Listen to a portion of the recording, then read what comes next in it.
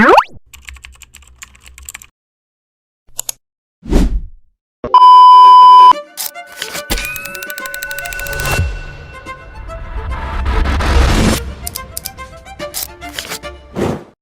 warahmatullahi wabarakatuh. Halo Sobat Ekonomi Syariah, kembali lagi di YouTube channel aku. Kenalin, aku Dewi Nurmala. Bagi teman-teman yang baru masuk di channel aku dengan NPM 0272411002 dari Fakultas Ekonomi dan Bisnis. Nah, jadi teman-teman, pada kesempatan video kali ini aku akan bahas topik yang super duper penting dan juga gak kalah menarik dari topik-topik aku sebelumnya, yaitu tentang keuangan dan juga perbankan syariah di Indonesia. Nah, jadi teman-teman, sebelum kita masuk ke dalam materi teknis tentang keuangan dan juga perbankan syariah, kita harus perlu memahami terlebih dahulu mengapa topik ini tuh sangat penting bagi masyarakat di sini. Kenapa topik ini penting? Karena di dalam topik ini itu bukan hanya bagi umat Islam saja, tetapi juga bagi masyarakat umum, ya berarti kayak pelaku bisnis, akademisi, dan juga pemerintah itu wajib mengetahui tentang, nggak wajib sih, tapi bagus untuk kayak bisnis memahami tentang perbankan syariah, dimana di dunia saat ini itu kan kayak semakin kompleks nih teman-teman, dimana kayak sistem keuangan globalnya juga sering mengalami krisis, seperti kayak pertama krisis finansial, dimana pada tahun krisis itu kan pada tahun 1997. Terus ada pun krisis global dimana pada tahun 2008, habis itu double kredit permurahan di Asia, terus invasi ekstrim setelah pandemi, terus gejolak suku bunga yang internasional nih teman-teman. Nah, jadi teman-teman, masih banyak krisis tersebut itu suatu yang terbukti, dimana ketika ekonomi itu didomisili utang berutang, itu apakah utang berutang, spekulasi, dan juga bunga atau riba, itu ke depan ketidakpastian atau gara, dan juga spekulasi atau maisir itu bukan sekedar Islami agamanya saja, tetapi mereka itu adalah akar berbagai kerusakan ekonomi di dunia, baik untuk masyarakat umum. Nah, jadi teman-teman, keuangan syariah itu hadir sebagai alternatif sistem keuangan yang menawarkan, di mana di dalam ekonomi syariah itu sistem keuangan ini tuh kayak menawarkan, di syariah itu menawarkan yang pertama stabilitas di dalam suatu perusahaan, terus kayak yang kedua tuh keadilan bagi sesama nasabah dan juga di bagian bank, terus yang ketiga tuh kejujuran, yang keempat itu tuh keberlanjutan, terus yang kelima tuh transparansi, kan apa, dimana di dalam perbankan syariah itu kan harus transparansi, tidak ada tutup menutup di antar nasabah dan juga pemilik bank. Terus yang keenam itu pembagian resiko, dan yang terakhir itu aktivitas ekonomi nyata. Nah, jadi teman-teman, dimana pembahasan tentang keuangan syariah itu bukan hanya soal bebas bunga, tetapi mengarai pembangunan ekonomi yang manusiawi dan juga sehat. Nah, dimana pada video kali ini aku akan bahas materi yang super duper jelas dan juga biar teman-teman lebih paham, dimana kita akan masuk ke yang pertama, kita akan membahas tentang dasar pemikiran keuangan syariah. Terus yang kedua itu akad keuangan dan juga cara kerja secara adil di dalam perbankan syariah. Terus yang ketiga, praktik perbankan syariah di Indonesia, misalnya itu kayak secara sejarah, produk, larangan, dan juga peluang. Yang keempat itu ada infrastruktur utama perbankan syariah. Terus yang kelima ada itu peran lembaga penduduk kayak misal DPS, DSN, MUI, OJK, BI, dan juga LPS. Terus yang keenam itu ada perubahan dan juga peran Bank Indonesia selama hadiahnya tuh OJK. Terus yang ketujuh itu ada studi kasus perbankan nyata di industri syariah. Dan yang kedelapan itu kita akan simpulkan dari ketujuh ke materi yang sudah saya sebutkan tadi. Nah, jadi teman-teman, tanpa berlama-lama biar teman-teman gak bosan juga, kita akan langsung saja pada materinya. Tapi teman-teman jangan lupa tonton sampai akhir dan juga catat, karena ini tuh penting bagi teman-teman supaya teman-teman tuh tahu bagaimana perbankan syariah itu mengelola dalam keuangannya. Oke, tanpa berlama-lama langsung saja pada materinya. Check it out.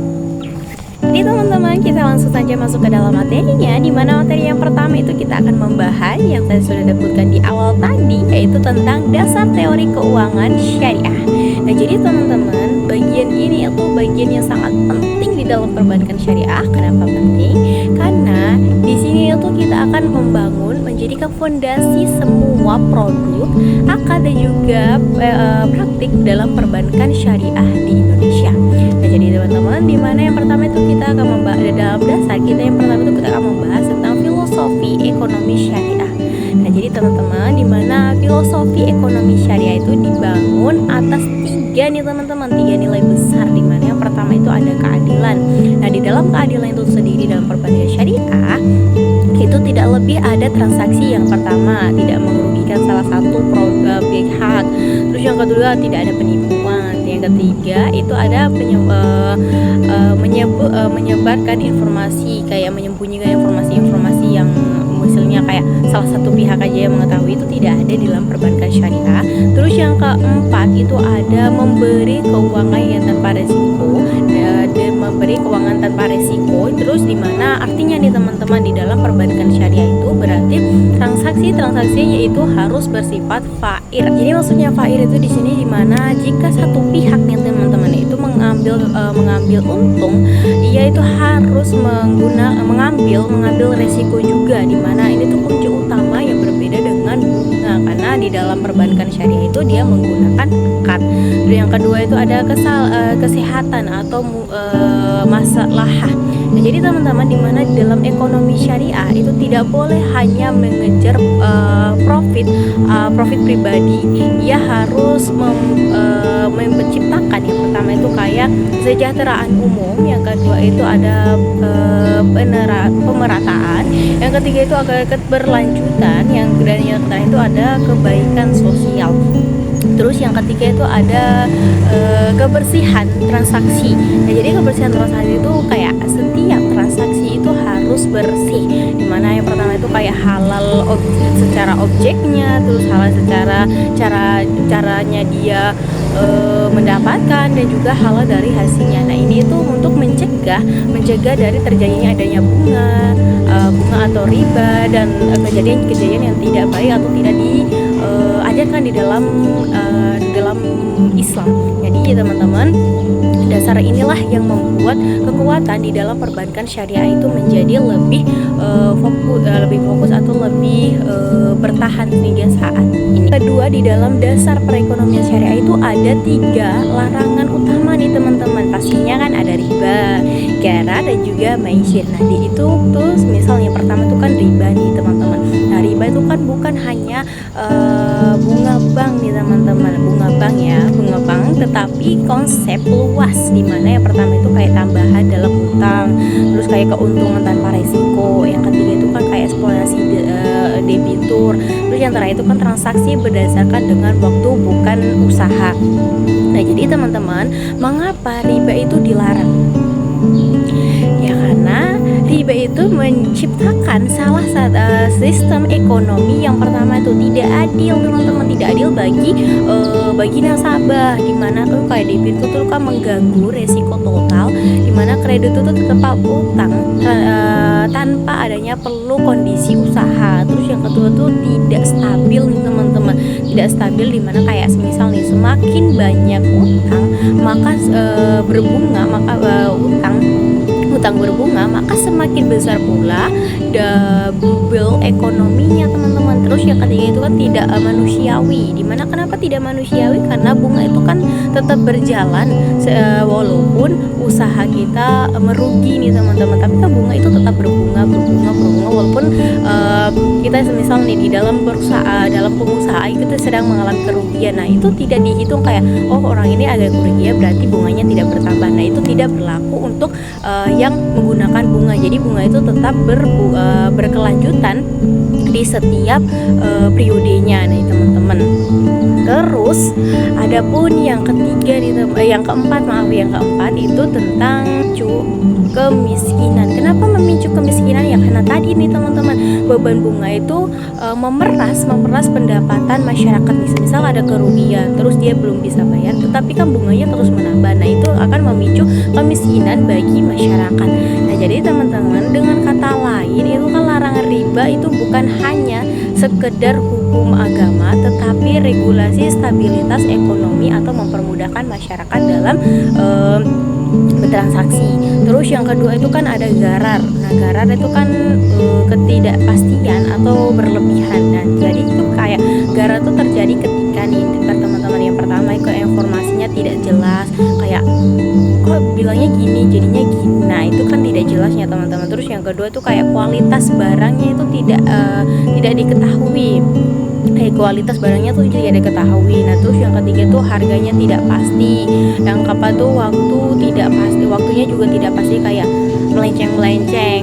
Terus yang terakhir itu kayak objek transaksinya itu belum ada, jadi masih tidak kepastian, kayak tidak jelas lah intinya ya teman-teman. Dimana contoh dari garar ini teman-teman, yang pertama kayak jual beli ikan di laut. Nah itu kan belum pasti, kayak ikannya kan ketangkep atau ikannya itu kan pasti dapatnya kayak misal nih Bu saya mau pesan yang agak lumayan besar ya, padahal ternyata ya ditangkap itu ukurannya kecil kan, jadi kita ketidakpastian ya teman-teman. Jadinya orang berharapnya lebih, padahal jadinya gak sesuai ekspektasi. Nah ada contoh lain nih teman-teman di dalam garar, gimana kayak jual beli rumah tanpa spesifikasi yang jelas. Nah itu kan kayak bingung ya yang mau beli juga. Terus yang ketiga itu kayak asuransi konvensional, karena kayak misal nih uangnya tuh pasti dibayar tetapi kayak hasilnya tuh tidak jelas dari mana gitu. Terus pasti teman-teman kayak bingung mengapa garar itu dilarang ya kan? Karena yang pertama nih teman-teman, yang pertama itu kayak menyebabkan konfliknya kan itu pertengkaran yang tadi sudah saya contohkan, kayak ikan begitu kan, ikan saya yang belinya yang besar kenapa datanya yang kecil kayak gitu kan, itu kan kayak menyebabkan konflik ya teman-teman, atau perdebatan yang seharusnya tadinya saling bersilaturahmi baik, tapi karena garar tadi atau ketidakpastian terhadap jual beli terhadap ikan yang masih di laut, jadi menyebabkan konflik antara satu dengan satu lainnya. Terus yang kedua itu kan memicu penipuan. Nah itu kan yang tadi pembelian ikan jadi penipu, kayak bilangnya besar padahal datanya kecil. Terus yang ketiga itu kan merusak keadilan kontrak, dan terakhir itu kayak merugikan salah satu pihaknya. Terus yang ketiga itu ada maisir atau spekulasi atau penjudian. Nah, jadi teman-teman, maisir itu adalah aktivitas ekonomi yang hasilnya itu tergantung. Maksudnya tergantung itu kayak peluang, dimana kayak chance. Itu bukan usaha nyata ya teman-teman. Judi itu kan bukan usaha nyata kan. Aku contohin ini teman-teman di dalam perjudian. Yang pertama itu kan kayak operasional, kayak kedua tuh kayak spekulasi saham ekstrim tanpa dasar. Terus yang ketiga itu kayak judi online, itu kan pekerjaan yang tidak pasti. Terus yang keempat itu trading margin yang tinggi. Terus yang kelima itu kayak taruhan harga kandidat komoditas begitu. Habis itu kan kayak maisir itu kan dilarang. Jadi teman-teman, dimana kayak maisir itu kenapa dilarang? Karena yang pertama itu kan menghilangkan nilai usahanya. Terus yang kedua itu kan kayak menciptakan ketagihan ekonomi. Terus yang ketiga itu kan kayak memindahkan kekayaan tanpa produktivitas ya kan, tanpa adanya kayak usaha yang keras gitu, tidak ada. Jadi dimana kesimpulan bagian teori-teori tentang dasar dari perbankan ekonomi syariah itu sendiri itu karena dimana keuangan syariah itu bukan sekedar tidak ada bunga, tetapi tentang yang pertama itu tentang ekonomi yang sehat, yang kedua itu tentang transaksi yang jelas, yang ketiga itu resiko yang dibagi, yang keempat itu spekulasi yang dihindari, yang kelima itu distribusi kekayaan yang adil, dan yang terakhir itu aktivitas real yang diterapkan. Nah, jadi teman-teman, itulah dasar dari perbankan syariah agar teman-teman lebih mengerti dan juga paham kenapa perbankan syariah itu sangat-sangat saya rekomendasikan pada teman-teman ya, karena itu dimana di dalam perbankan syariah itu tidak ada bunga, habis itu maisir, murabah dan lain sebagainya. Jadi itulah dasar dari perbankan syariahnya. Kita akan membahas materi yang kedua, yaitu tentang akad dan juga instrumen keuangan syariah di Indonesia. Nah, jadi teman-teman, di bagian ini itu kita akan menjelaskan bagaimana transaksi-transaksi yang dilakukan di dalam perbankan syariah secara syariah.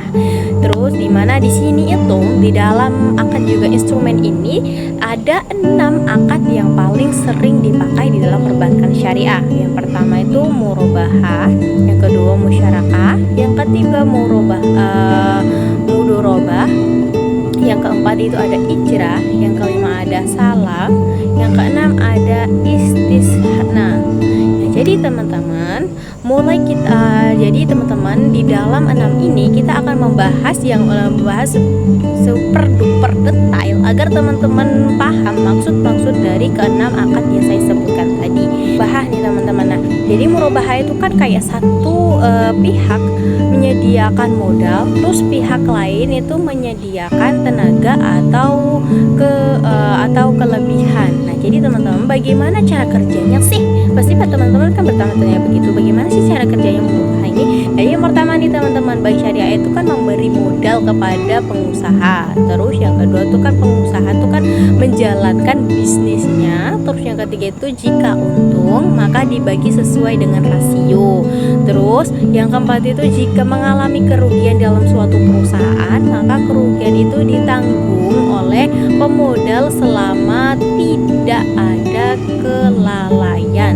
Nah, contohnya nih teman-teman, agar teman-teman kayak lebih paham mengenai murabahah ini, dimana kayak semisal nih bank itu kan memberi modal sebesar kayak 100 juta pada usaha makanan seseorang gitu. Terus gimana yang pertama itu kan kayak kesepakatan bagi hasilnya itu 60% bank, terus 40%-nya itu pengusaha. Yang kedua itu kayak laba usahanya tuh sekitar berapa ya? 40 jutaan lah. Nah, berarti bank itu pembagian bank ya teman-teman, dimana tadi kan labanya itu kan 40 juta, terus persenan di dalam bank itu kan 60%, maka bank itu mengambil hasil sebesar 40 juta dikali dengan 60%, maka hasilnya adalah 24 juta itu untuk bank. Sedangkan kalau pengusaha dimana 40 juta itu dikali dengan, kalau pengusaha tadi kan dikatakan 40% ya persepakatannya, terus berarti 40 juta itu dikali dengan 40%, maka pengusaha mendapatkan labanya itu sebesar 16 juta. Nah, jadi teman-teman, jika usaha itu mengalami kerugian sekitar semisal 10 juta ya contohnya, maka itu bank kehilangan modal, terus perusahaan itu juga kehilangan tenaga kerjanya, terus berarti tidak boleh tetap menarik keuangan seperti kayak bunga. Jadi terus mengapa adilnya? Terus gimana bagian adilnya? Kan pasti teman-teman begitu. Karena dimana di pertama itu kan bank itu kan menggunakan rasio. Terus yang kedua itu kan kayak perusahaan itu kan tidak dapat membayar keuntungan ketika rugi kan pastinya. Dan ya, jadi transaksi berdasarkan usaha nyata itulah transaksi berdasarkan usaha nyata itu yang menjadikan keadilan di dalam kedua pihak tersebut. Terus yang kedua nih teman-teman, tuh kan tadi ada musyarakah. Nah, di mana di dalam musyarakah itu kan kayak dua pihak atau lebih itu sama-sama kayak menanam modal dan juga sama-sama menanggung resiko. Nah, contohnya nih teman-teman di dalam musyawarah ini kayak yang pertama kayak semisal nih bank itu memberikan 60 juta dan juga sedangkan perusahaan itu memberikan modalnya itu kayak 40 juta, maka total modalnya itu kan jadinya kan 100 juta nih teman-teman. Ya jika untung semisal nih terjadinya keuntungan sekitar 50 juta, maka dimana itu kan kayak dibagi proporsi modalnya, dimana semisal bank itu kan tadi memberikan modal untung bank itu kan 50 juta, terus di dalam perbankan itu kan persepakatannya kan 60% nih teman-teman, maka bank itu akan mendapatkan modal kembalian modal itu sebesar 30 juta. Sedangkan kalau perusahaan dimana tadi kan untungnya kan 50 juta, terus di dalam persepakatan di perusahaan itu kan mendapatkan 40%, maka perusahaan itu akan mendapatkan laba sebesar 20 juta. Nah jadi teman-teman ada juga musyarakah, itu kayak musyarakah mutakisyah, dimana yaitu kayak modal bank akan berkurang dan juga akhirnya kepemilikan itu berpindah ke nasabah. Nah ini tuh digunakan untuk KPR, maksudnya KPR syariah. Nah jadi teman-teman dimana kayak nasabah itu menyicil untuk membeli porsi kepemilikan bank secara bertahap. Oke, itu kan ada murabahah nih teman-teman. Nah, murabahah itu kan ada yang paling populer di dalam perbankan syariah kan. Terus pasti teman-teman mikir begini, terus gimana cara kerjanya di dalam perbankan syariah tentang murabahah ini? Nah, jadi teman-teman di mana yang pertama itu kan kayak nasabah nih teman-teman. Nasabah kan ingin membeli barang nih kayak misal motor, mobil, mesin, rumah, apa kayak. Nah, itu di mana bank itu membeli barang tersebut dari penjual, terus bank itu akan menjual kembali kepada nasabah itu dengan harga pokok penjualan dan ditambah dengan margin keuntungannya. Terus nasabah itu di akhir itu akan menyicil kesepakatan yang telah disepakati antara nasabah dan juga perbankan itu. Nah contohnya teman-teman supaya teman-teman lebih paham tentang murabahah itu sendiri, dimana yang pertama tuh kayak misal nih harga motor aslinya itu kan 20 juta. Terus bank itu membeli dahulu motor tersebut, lalu bank itu jual ke nasabah sekitar 24 juta, itu termasuk ke dalam marginnya, dimana marginnya itu kan 4 juta berarti kan. Nah jadi nasabah itu dapat mencicil selama 24 bulan, dimana berarti nasabah itu membayar setiap bulannya itu kan menjadi kayak 1 juta nih teman-teman. Nah jadi itu kan tidak ada bunga, tetapi ada margin jual beli atau keuntungan yang lewat memang sudah disepakati dari awal, dan itu tidak ada bunga di tiap bulannya, itu kan memang sudah 4 juta sampai akhir juga ya bayarnya cuma 24 juta itu. Jadi bisa dicicil di setiap bulannya itu 1 juta itu sampai dengan 24 bulan itu tanpa adanya kalau bunga nih teman-teman. Kalau bunga itu kan kayak setiap bulannya atau berapa bulan itu kan setiap periode itu kan dia bertambah nih teman-teman, bertambah. Tapi kalau di dalam perekonomian syariah yang sudah saya jelaskan yang murabahah tadi itu tidak ada penambahan periode, tetapi kesepakatan yang di awal tadi yang sudah saya bilang marginnya cuma 4 juta, ya berarti bayarnya 24 juta itu dari awal pembayaran sampai dengan akhir pembayaran ya 24 juta itu tanpa adanya tambahan setiap periodenya.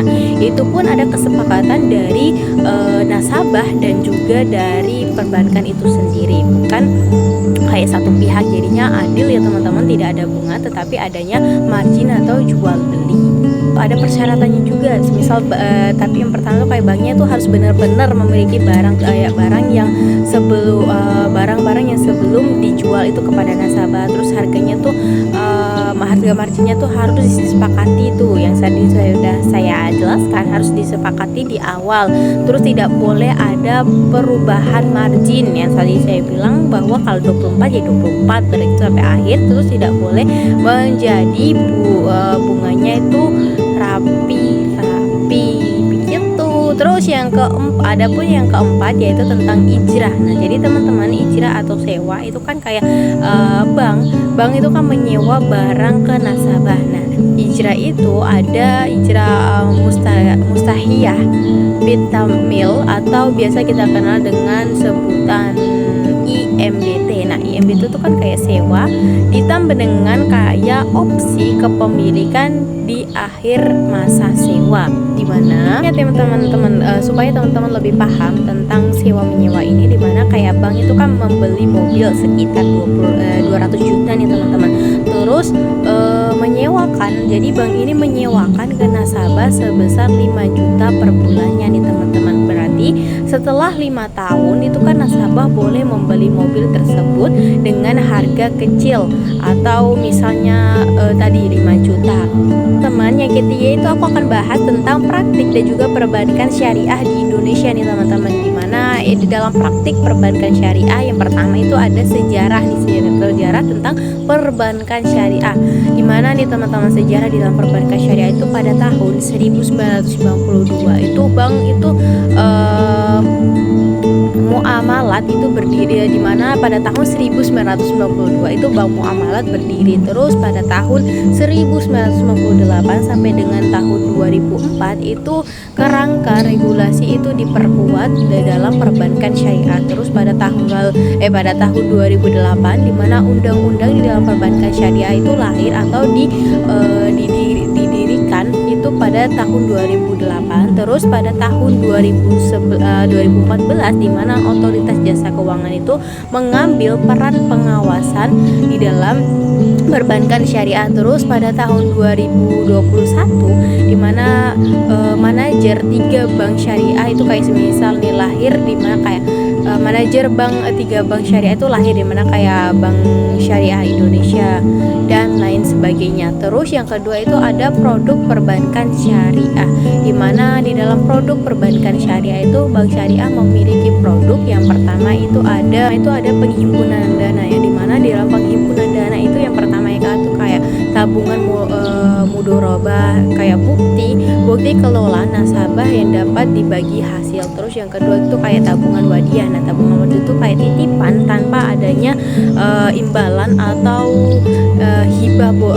hibah tapi dibolehkan ya di dalam perbankan syariah. Terus yang kedua itu ada penyaluran dana atau pembiayaan. Nah, jadi dalam penyaluran dana atau pembiayaan itu yang pertama itu ada murabahah. Nah, murabahah itu kan kayak pembiayaan jual beli yang tadi sudah saya jelaskan di atas. Terus yang kedua itu kan ada musyarakat, modal usaha bersama.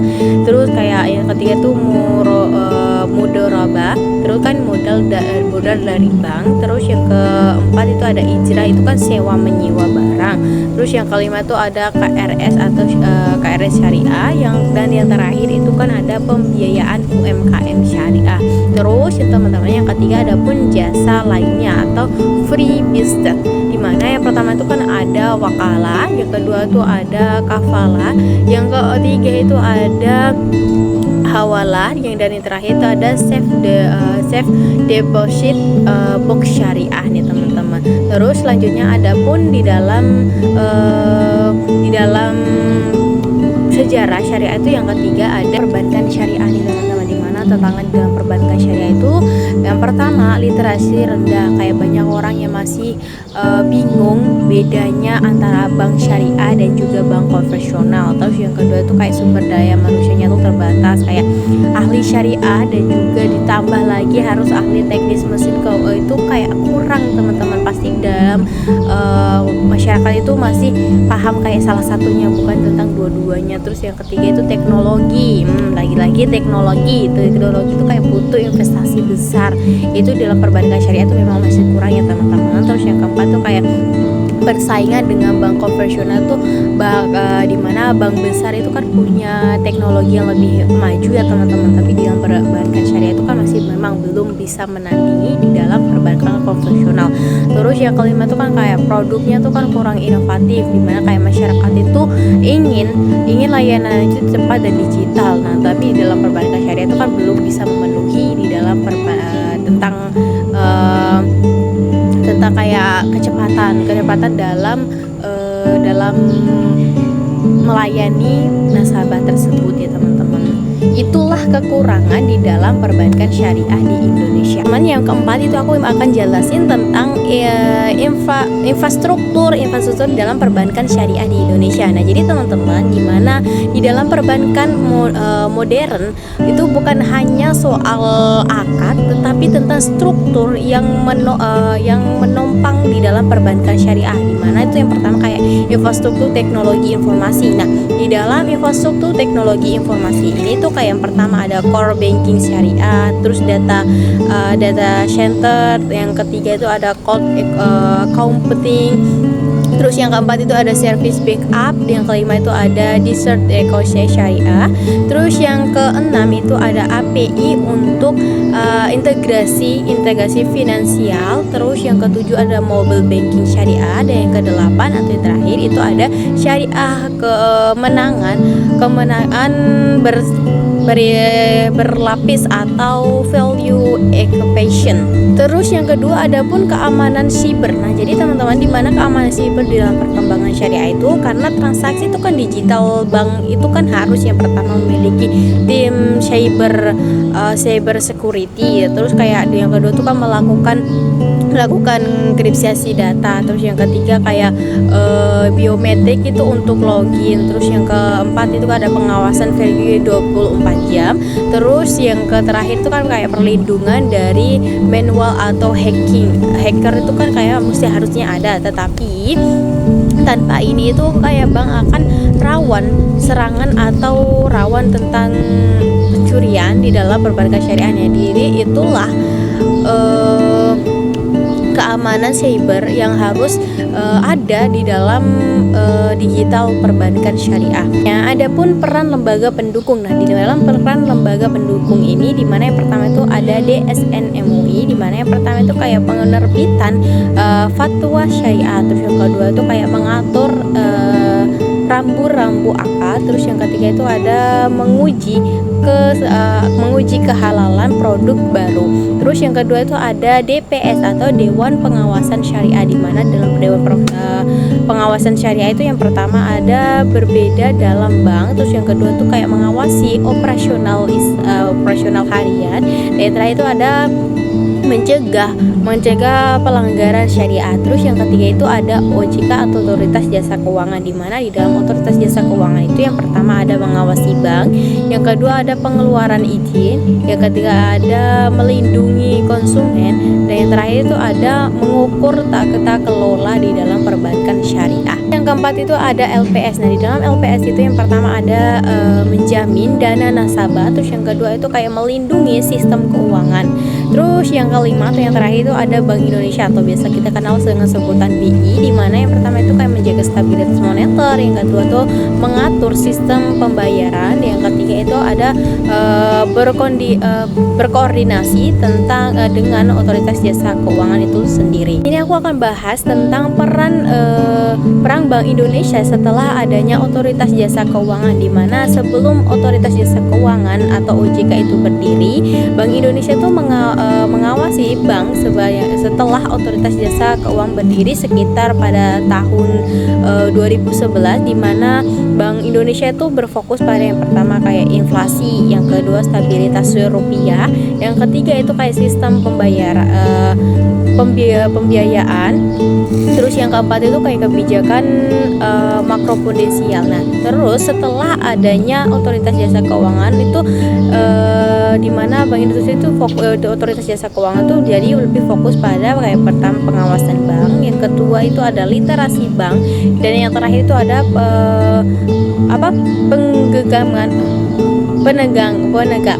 penegakan hukum keuangan. Nah, jadi teman-teman, ini yang membuat pengawasan dalam perbankan syariah itu lebih kuat karena tugasnya itu dibagi dengan jelas, di mana kayak Bank Indonesia itu apa dan juga Otoritas Jasa Keuangannya itu di bagian mana, jadi tidak campur aduk.